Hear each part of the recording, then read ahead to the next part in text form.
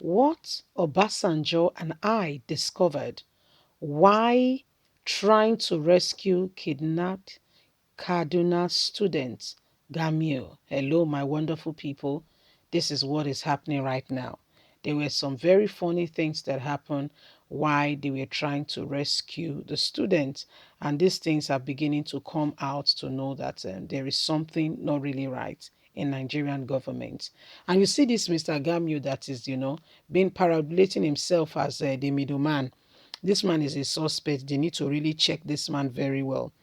Some of these people who are coming to kidnap Nigerians and asking for ransom and the rest, do you know that they are actually not even Nigerians? Yes. But Nigerian government has continued, to pretend like everything is well, because they were the one who invited their brothers and sisters into Nigeria to come and, take over, Africa, because their forefathers told them that, the Nigeria belongs to them, but the British did one thing or the other. Please don't forget to give us a thumbs up. Subscribe if this is your first time. Let's get all the details.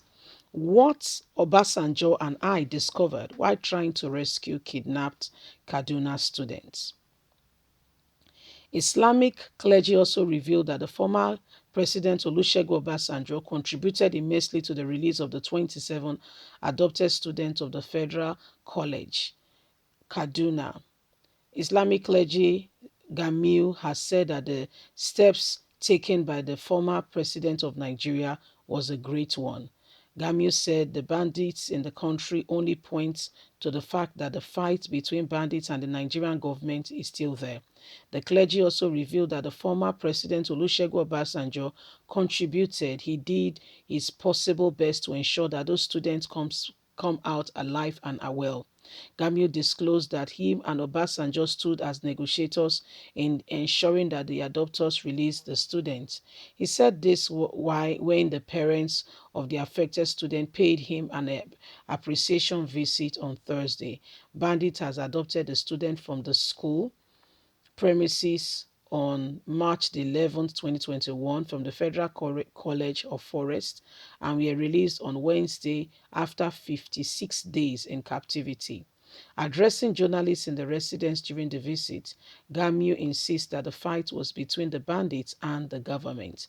Gamil said the role between myself and former President Olusegun Obasanjo played in the release of the 27 students in the role of mediator, because the fight is between us and them, but the fight is not between us and them, but actually between them and the government of Nigeria. If it's between them and the government of Nigeria, why are they catching and holding innocent people and causing this so much evil? Why? If it's between them and you, so why are they not going after government, family, children, and the rest? Why are they not doing that? Why? They should not put it on the innocent woman, a woman who is a widow, or the family the father is a teacher. They are barely getting by. How do you want them to survive? What we understand is that these people are trying to attack the government by attacking government institution and taking innocent children. After having understood that, we came to the conclusion that this is not hopeless situation, and that we can really go in and negotiate for the release of these children. Why we did what we did, with the ups and downs and all that was particularly involved. So this is what is going on. This is all that happened. He said the fight was, this what they are saying are happening right now. The fight is not just, between them and, fight is not just between them and the people, the families of the children, whatever, that the fight is actually between them and the government. Fine. If you have something against the government of Nigeria, why not go after the government of Nigeria? As a matter of fact, if you cannot see them because they have protection around them, police and all that, why not go after their family? Why are you going after innocent men and women who have no business with you, who are also struggling, people that are, barely getting by, trying to look after themselves and their family, go about their livelihood? Why are they the ones that are not targets? At least they send their children to school to get, educated and the rest. How come those ones are not the ones that are targets? Can you see that is the misplacement of priority? Buhari has his children. Why is any of Buhari's children not being? Why did they not go to any of Buhari's children? Buhari's wife has run out of the country because I mean they all know that there is fire on the mountain and that things are not going well. They all know, so they are running away, leaving the country exactly for who? That's the question. Who exactly are they leaving the country for? So the fight is between them and Buhari. They should spell it out so at least they can get the Buhari's attention. Attacking innocent families, men and women, putting family in, the turmoil that you have put those family through. 56 days, their children were in captivity. 56 days. Only God know what has happened. Girls that have had their period have had just imagine the whole uncomfortable situation. Just imagine what people have had to go through because we do not have a government in place and a system that does not work. We have a government in place who are only, they are not governments. So who exactly is to be blamed?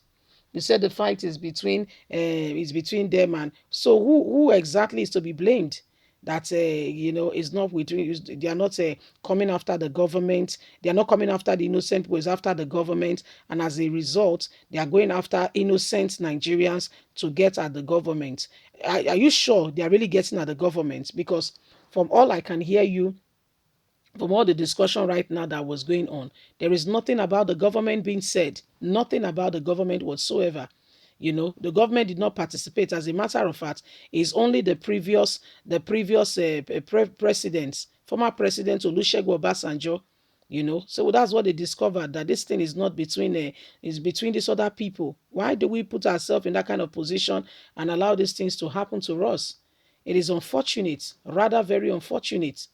We cannot sit down, fold our arms, and expect that things will fall in place.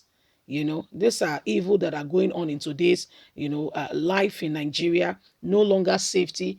People can no longer send their children to school and be sure that they walk home safely by themselves with their friends, and without fear of supposing something happens.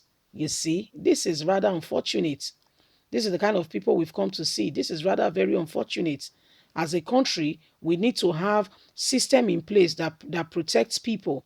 But when you don't have such, what happened? The resultant effect is what we have today in this government. Failed system, failed, like really failed. So you see, there is a lot of work to be done. And if Nigeria is going to remain as one, something needs to be done urgently and fast. Leave us a comment. Please don't forget to like us, share, subscribe. Click on the notification button so you can get all our latest news. We really appreciate you. God bless you. Have a good day. Bye for now.